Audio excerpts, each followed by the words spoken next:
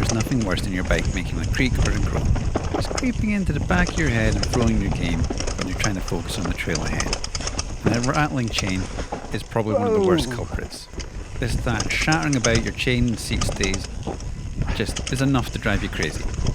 So in this episode, we're going to look at how to silence that chain.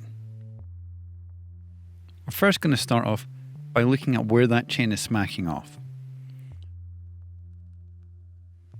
Now you're looking for chips and marks and scratches on your seat and chainstays to give you an indicator of where your chain's been bouncing off the frame. These are the areas that you want to cover up. Now there are plenty of chainstay protectors on the market, but one thing that's been favoured by bike mechanics as a secret for years is 3M's mastic tape. Now that stuff is self-adhesive and brilliant, but it's expensive. So we're going to use something cheaper, a non-self-adhesive masking tape. There'll be a link in the description.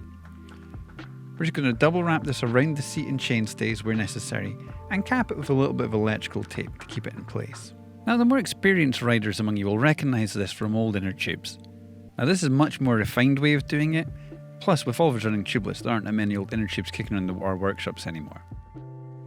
And for me, the second biggest culprit is a worn chain.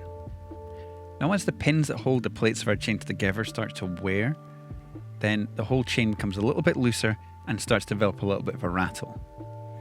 So without even measuring a chain for wear, if your chain has a little bit of rattle if you shake it side to side, it's time to get that thing replaced. Now this will help not only silence the bike, but will also obviously increase the lifespan of your chain rings and your cassettes. So regularly checking and changing your chain should be a standard part of your everyday bike checking and maintenance schedule.